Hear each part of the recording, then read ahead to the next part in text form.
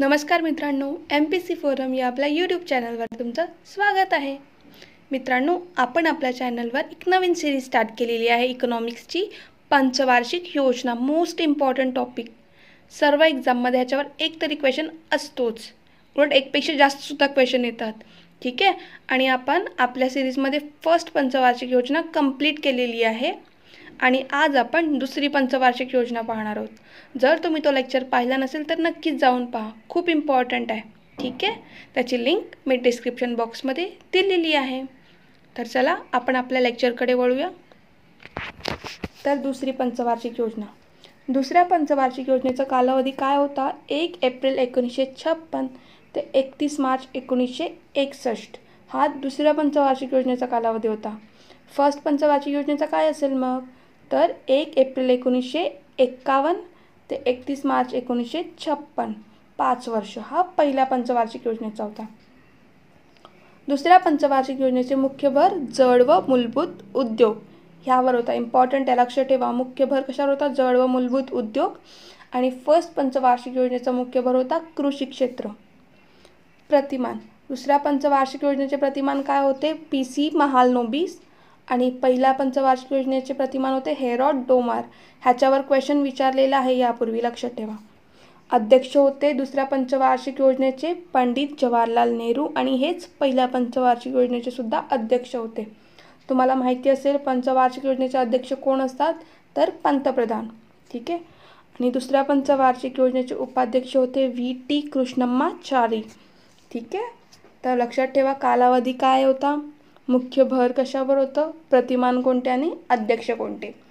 तर चला पुढच्या स्लाईडकडे वळूया. आता आपण पाहणार आहोत प्राधान्य क्षेत्र. तर दुसऱ्या पंचवार्षिक योजनेमध्ये उद्योगधंदे व खाणी, दळणवळण, शेती या क्षेत्रांवर प्राधान्य दिलेलं. अपेक्षित वृद्धी दर किती होता पंचवार्षिक योजनेचं? तर 4.5% होता. पण तेवढा साध्य करता आला का? तर नाही. किती साध्य करण्यात आला? तर 4.2%. म्हणजे ही एक अनसक्सेसफुल योजना होती. ठीक आहे. सेकंड पंचवार्षिक योजना. या योजनेचे उपनाव होते नेहरू महालनोबिस योजना आणि त्यालाच भौतिकवादी योजना असेही म्हणत. योजनेचा खर्च किती होता? तर प्रास्ताविक खर्च 4,800 कोटी रुपये होता. पण तेवढा खर्च झाला नाही. 4,600 कोटी एवढाच वास्तविक खर्च झाला. ठीक आहे. तर लक्षात ठेवा अपेक्षित वृद्धी दर 4.5% होता, पण साध्य किती झाला? तर 4.2%. ओके. तर चला पुढे जाऊया. आता आपण पाहणार आहोत दुसऱ्या पंचवार्षिक योजनेची उद्दिष्टे. ठीक आहे. तर फर्स्ट उद्दिष्ट काय होता? तर विकासाचा दर 7.5% 7.5% प्रतिवर्ष एवढा संपादन करणे. ठीक आहे. आणि दुसरा होता जड व मूलभूत उद्योगांची स्थापना करून औद्योगिकरण करणे. आणि मग 10 ते 12 लाख व्यक्तींसाठी नव्याने रोजगार निर्माण करणे. उत्पन्न संपत्तीची विषमता कमी करणे हे त्यांची उद्दिष्ट आहेत.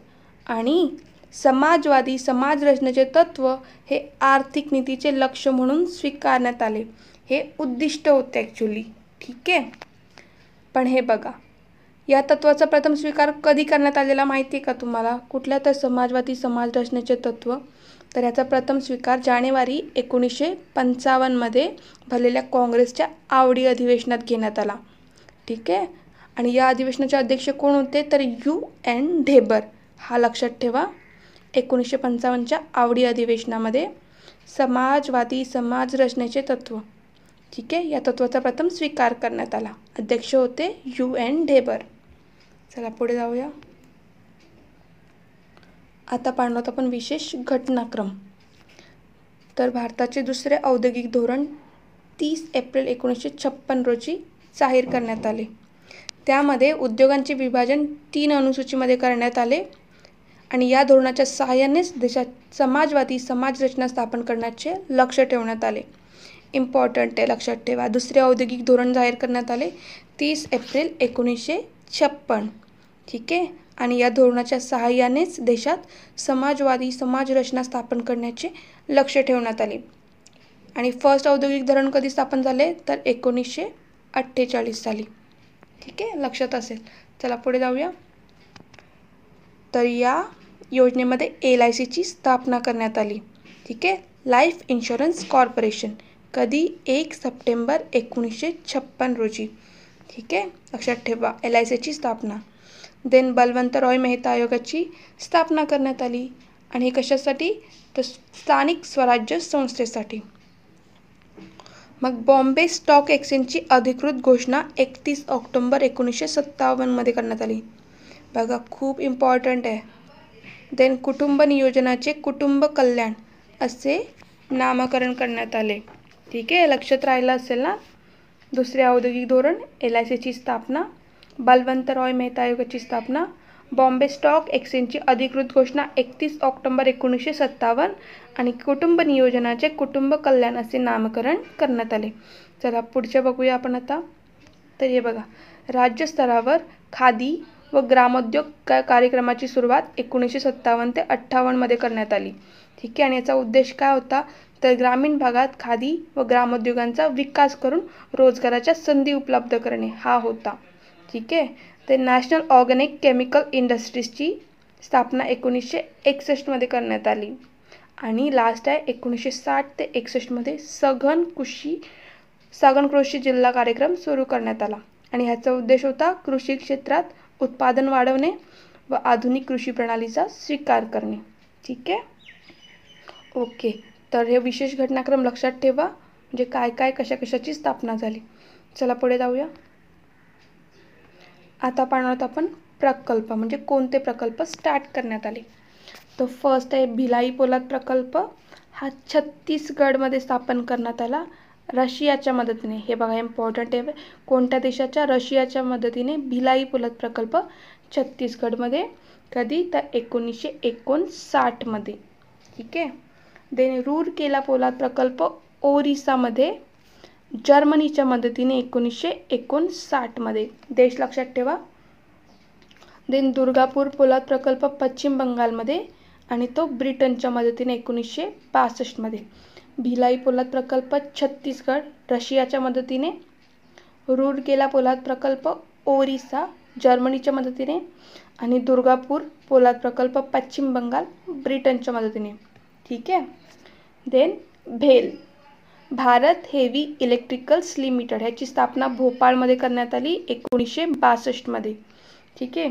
आणि ह्या काळात 2 खत कारखाने स्थापन करण्यात आले. पंजाबमध्ये नानगल खत कारखाना आणि ओडिशामध्ये रूरकेला खत कारखाना. लक्षात ठेवा, खूप इम्पॉर्टंट आहे, यावर क्वेश्चन विचारलेत पूर्वी, पुढे येऊ शकतात. तर चला पुढे जाऊया. आता विविध क्षेत्रांवर खर्च, म्हणजे कोणकोणत्या क्षेत्रांवर किती खर्च केला, तर वाहतूक 28%, उद्योगांवर 24% खर्च करण्यात आला, कृषीवर 20% आणि सामाजिक सेवा 18% आणि ऊर्जा 10% इतका खर्च करण्यात आला दुसऱ्या पंचवार्षिक योजनेत. ठीक आहे, चला पुढे जाऊया. आता या पंचवार्षिक योजनेचे आपण पूर्ण मूल्यमापन बघूया. हे बघा, आता फर्स्ट मी तुम्हाला स्टार्टिंगमध्ये सांगितलं, दुसरी योजना अयशस्वी ठरली कारण सुएझ कालवाचा प्रश्न, मोसमी पावसाने दिलेला दगा, परकीय गंगाजळीत घट आणि त्याच पिरियडमध्ये तांदूळ उत्पादनात सुद्धा घट झाला. या सगळ्या समस्या निर्माण झाल्या आणि या समस्यांमुळे ही पंचवार्षिक योजना अयशस्वी ठरली. किमतीचा निर्देशांक 30% वाढला, लक्षात ठेवा.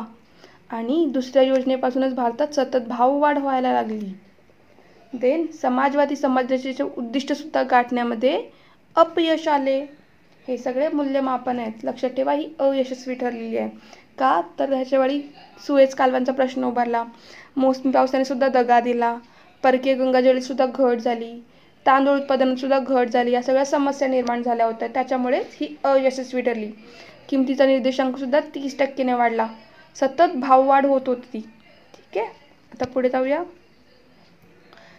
चला, अशा प्रकारे आपला लेक्चर संपलेला आहे.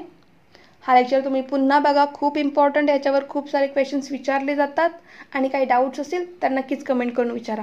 आणि तुम्हाला लेक्चर आवडला असेल, युजफुल वाटला असेल तर लाईक आणि सबस्क्राईब करायला विसरू नका. थँक्यू.